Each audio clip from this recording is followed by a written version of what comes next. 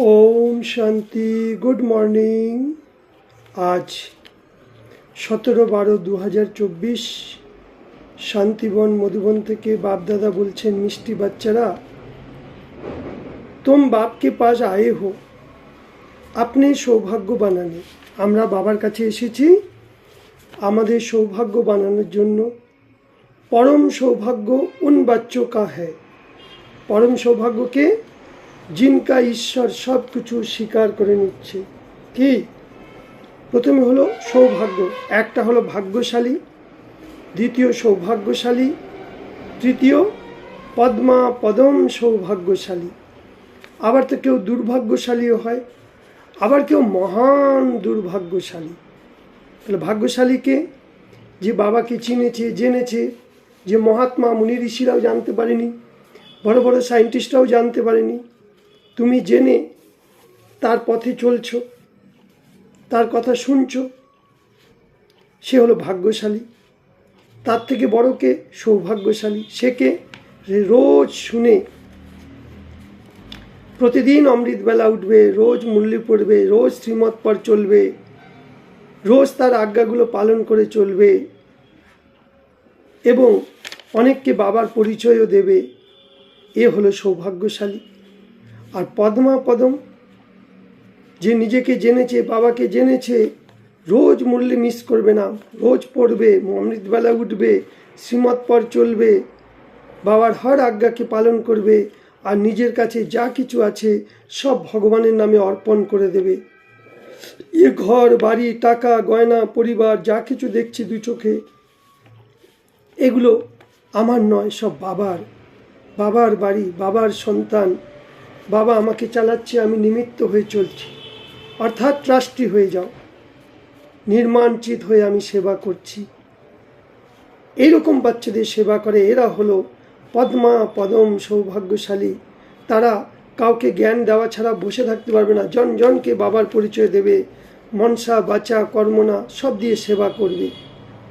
আর দুর্ভাগ্যশালীকে না, জ্ঞানী চলতে চলতে বেশ কিছুদিন পর, বেশ কয়েক বছর পর কখনো জ্ঞানে আসে, কখনো আসে না, কখনো ওঠে অমৃতবেলা, কখনো ওঠে না, নিজের মনোমতে চলে, তারা দুর্ভাগ্যশালী। আর মহান দুর্ভাগ্যশালী যারা এত কিছু পেয়েও, এত কিছু করেও, যারা ভগবানের হাত ছেড়ে দিয়ে বিয়ে শাদী করে আবার ভগবানের নামে বদনাম গিয়ে বেড়াচ্ছে, সংস্থার নামে, তারা বাবার সম্পূর্ণ লগন মগন ছেড়ে দিয়েছে, মুরলি ছেড়ে দিয়েছে। তারা হলো মহামূর্খ, মহান দুর্ভাগ্যশালী। প্রশ্ন, বাচ্চাদের কিস এক ভুল সে মায়া বহুত বলবান হয়ে যায়। বাবা বলছে, দেখো বাচ্চে, যখন যা কিছু খাবে তুমি আমাকে স্মরণ করে খেও। बच्चे भोजन के समय बाबा को भूले যায়।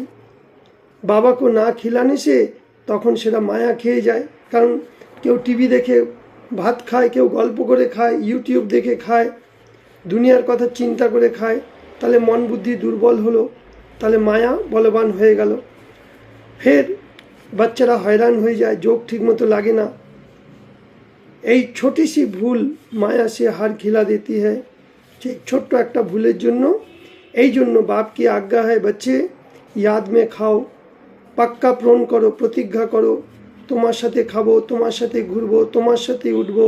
হ্যাঁ, খাওয়ার শুরু থেকে শেষ পর্যন্ত বাবার সাথে করেই, বাবার কথন চিন্তন করতে করতে খাবো।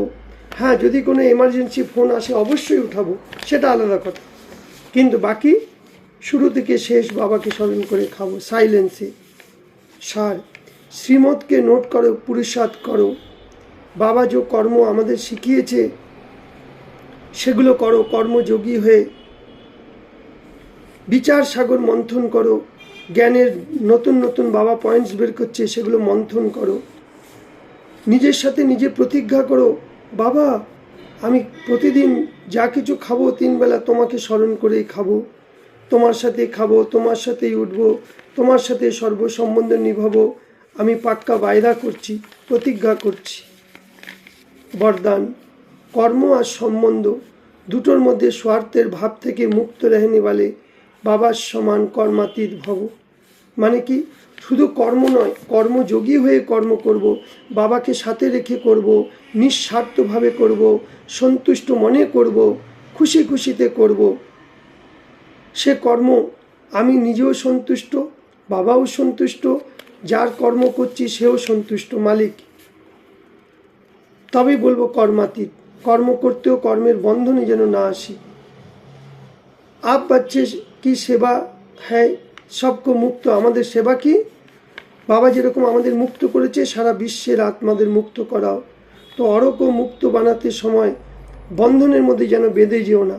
হ্যাঁ, কেমন করে বাঁধি? তাকে পরিচয় দিয়ে তার সাথে খাওয়া, তার সাথে ওঠা, তার সাথে ঘোরাফেরা না। जब हद के मेरे मेरे সংস্কার থেকে মুক্ত হয়ে যাবে অব্যক্ত স্থিতি, তখন অনুভব করতে পারবে। যে বাচ্চে লৌকিক আর অলৌকিক কর্ম আর সম্বন্ধ দুটো থেকে স্বার্থের ভাব থেকে মুক্ত থাকে, সেই হলো বাবার সমান কর্মাতীত স্থিতির অনুভব করতে পারবে। এই জন্য চেক করো নিজেকে, কত পর্যন্ত আমি কর্মবন্ধন থেকে নেয়ারে হতে পেরেছি, ব্যর্থের স্বভাব সংস্কারগুলো থেকে আমি মুক্ত হতে পেরেছি, কাম ক্রোধ লোভ মোহ অহংকার থেকে আমি মুক্ত হতে পেরেছি। তবেই আমরা কর্মাতীত অবস্থাকে প্রাপ্ত করব। স্লোগান, যে সরল চিত্ত আর সহজ স্বভাব বলে হ্যাঁ, সেই সহজ যোগী আর ভোলানাথকে প্রিয় হ্যাঁ। কি বললো বাবা? যার মন বুদ্ধি সরল, কোনো জটিলতা কুটিলতা নয়, স্বভাব। স মানে আত্মিক ভাব, আত্মা ভেবে বলবে, আত্মা ভেবে দেখবে, আত্মা ভেবে চলবে, সব কাজ নিজেকে আত্মা মনে করে। কর্মেন্দ্রিয়গুলোর আমি মালিক, শরীরটা আমার রাজ্য।